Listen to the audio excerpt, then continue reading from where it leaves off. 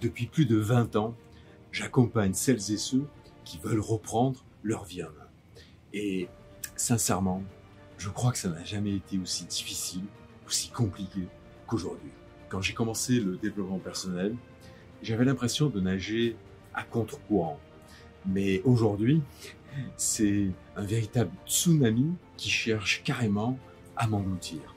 Le monde n'a jamais été aussi bruyant, aussi intrusif.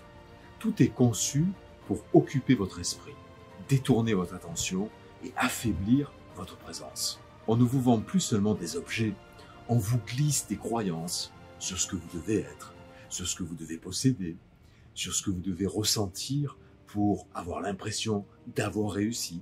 Et petit à petit, cela modifie votre mode de vie, vos désirs, vos choix et la plupart du temps, votre valeur personnelle. Le résultat, un monde où vivre en conscience est devenu un acte de résistance. Un monde où rester aligné avec ses propres valeurs demande du courage. Voilà pourquoi je pense que le développement personnel, l'introspection, la discipline intérieure sont plus pertinents aujourd'hui que jamais auparavant. Alors comment résister à tout ce chaos? En faisant un choix. Lorsque j'ai commencé, fauché, avec des milliards de questions sur la vie, cette période m'a enseigné une étape essentielle. C'est en me simplifiant intérieurement que j'ai commencé à vivre plus grand. C'est en me concentrant sur moi-même, sur ce qu'il y avait à l'intérieur. Et ce que je fais aujourd'hui, ce n'est pas vous montrer que j'ai toutes les réponses.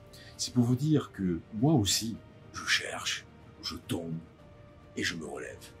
Ce que je partage avec vous, ce sont des outils puissants, des méditations, des affirmations, des hypnoses, de la motivation, pour vous aider à revenir à l'essentiel. Parce que pour moi, rester aligné, c'est passer moins de temps à chercher ce qu'il y a à l'extérieur et vous concentrer sur ce que vous avez à l'intérieur.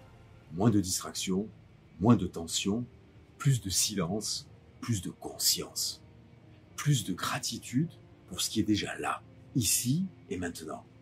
Parce que je me rappelle que j'ai déjà assez, que je suis déjà assez. Je suis beaucoup moins vulnérable aux messages qui prétendent l'inverse. C'est le pouvoir de l'identité choisie. La manière dont je me définis filtre ce que je laisse passer, ce que je laisse entrer.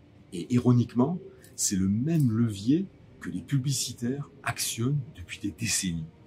Sauf qu'aujourd'hui, avec les bases de données, l'intelligence artificielle, les algorithmes, leur ciblage est chirurgical.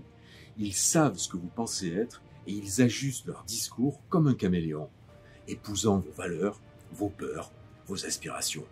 Ils ne vous vendent plus seulement un produit, ils vous vendent un personnage. Le parent parfait, l'entrepreneur inarrêtable, le mâle alpha jamais rassasié. De mon côté, j'ai choisi d'utiliser ce mécanisme à mon avantage, pas au leur. Pour moi, être éveillé signifie passer moins de temps à courir après ce qui brille et passer plus de temps à respirer, à être là, présent, ici et maintenant. Pourtant, j'ai découvert aussi qu'on peut devenir prisonnier de son étiquette spirituelle. Vouloir être toujours aligné peut finir par étouffer votre évolution naturelle. À la place, j'ai choisi quelque chose de plus exigeant, mais infiniment plus vrai. Être authentique. Pas l'authenticité de surface, celle qu'on affiche sur un profil Facebook ou dans un slogan. Je parle de l'authenticité véritable. Celle qui te pousse à te regarder en face, même quand c'est très inconfortable. Celle qui t'oblige à dire non, là où tout le monde applaudit le oui. Celle qui te demande de suivre ta voix intérieure, même quand elle te mène à contre-courant. Et pour moi, être authentique, ce n'est pas être parfait, c'est être cohérent. Surtout quand personne ne regarde. C'est honorer ses valeurs, ses intuitions, ses besoins personnels les plus profonds, même si personne ne les valide. C'est ça le vrai travail du développement personnel. Pas celui que l'on montre, celui que l'on fait quand personne ne nous félicite. Celui qui forge une vie alignée sur une paix durable, un respect de soi indestructible. Et je crois que le développement personnel, quand il est vécu comme un engagement envers soi-même, devient un art de vivre, une posture, une pratique, une manière de dire « je me choisis » même quand c'est difficile. Je me respecte même quand tout pousse à me trahir. Je reste debout même quand le monde vacille. Parce qu'à la fin, il ne s'agit pas de se construire une image, il s'agit de se construire une vie, une vraie vie. Une vie qui nous ressemble, une vie qui nous nourrit de l'intérieur. S'engager envers soi.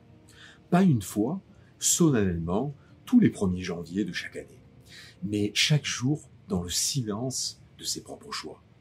C'est refuser de se trahir pour plaire aux autres. C'est de dire non à ce qui flatte l'ego, mais vide l'âme. C'est écouter quand quelque chose en soi dit stop, arrête. Pour moi, cet engagement n'est pas une posture spirituelle. C'est une forme de fidélité intérieure. Une manière de dire « je me respecte assez pour ne pas m'abandonner ». Parce que personne ne viendra vous remettre à votre place. Personne ne viendra vous rappeler qui vous êtes. C'est à vous et à vous seul de maintenir ce lien vivant avec votre propre vérité. Et certains jours, c'est difficile. Certains jours, je doute. Mais ce lien, même fragile, même discret, reste là. Et si vous êtes encore là à écouter, c'est que vous aussi, vous avez décidé de ne plus fuir ce qui est vrai. Vous avez compris que la paix ne se cherche pas, elle se cultive. Qu'elle ne dépend pas de ce que vous avez, mais de l'espace intérieur que vous vous offrez. Si ce que j'ai partagé aujourd'hui vous a parlé, même un petit peu, alors emportez ceci avec vous.